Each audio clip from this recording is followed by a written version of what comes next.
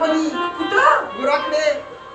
येलाच का मथुरड्या इकडे इकडे गुराकडं गुरं राखायला यायची कसली गुलगुली दांडकी बघायला यायची. अरे गुरं फिरवताना अशी दांडकी घेऊन जावं लागतं, नाहीतर गुरं सुद्धा तुमच्यासारखीच अवडान असतात, फिरत नाही ते, ऐकत नाहीत. नाही का? नाही ऐकत. तुझी किती गुरं आहेत? अरे ते भरपूर आहे. तुला बिलं काय घालायचे? नाही कांटे गुरं पोरे म्हातारडे मग दांडकं नाही. अरे मग काय आहे? हा माझ्या बाबांचा मणका. काय म्हणतोस? माझ्या बाबांचा मणका म्हणजे माझ्या आज्याचा मणका. आणि तुला दिला दणका? दणका नाही दिला मणका. माझ्या आजा म्हणजे माझा बाबा. अरे आजा म्हणजे बाबा की बाबा म्हणजे आजा? काय बोलतोस तू? आणि बाबा म्हणजे माझा पप्पा. माझ्या पप्पांचा का म्हणजे माझ्या बाबांचा मणका. अरे पण तो तुझ्याकडे कसं काय? माझ्याकडे कसा काय? होय. माझा बाबा आता म्हातारं झालं. म्हातारं झालं? म्हातारं. होय का? हा अजून आहे.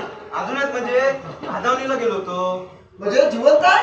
जिवंत म्हणजे काय? भाजवणीला जाऊन नेरी झालेली आम्ही. अरे पण जिवंतपणी पण मणका तुझ्याकडे, मग बाबांना काय केलंस? बाबांना हा?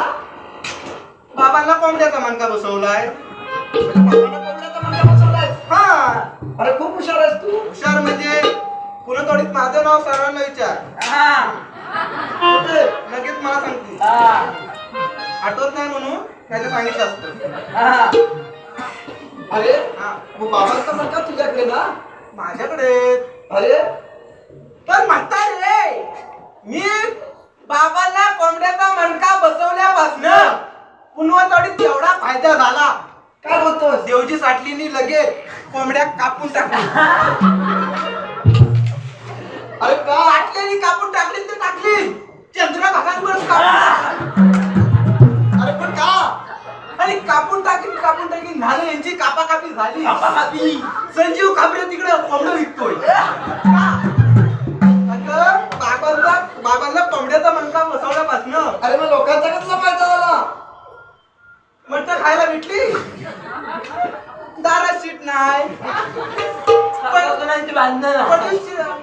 काकूची पण भांडलं नाही. काकूची तिथे साठल तिची माहिती का तुला?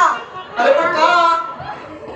माझं बाबा जवळच नाही तर माझं रोज बाबा 4 वाजता अरे उस्ताद कोका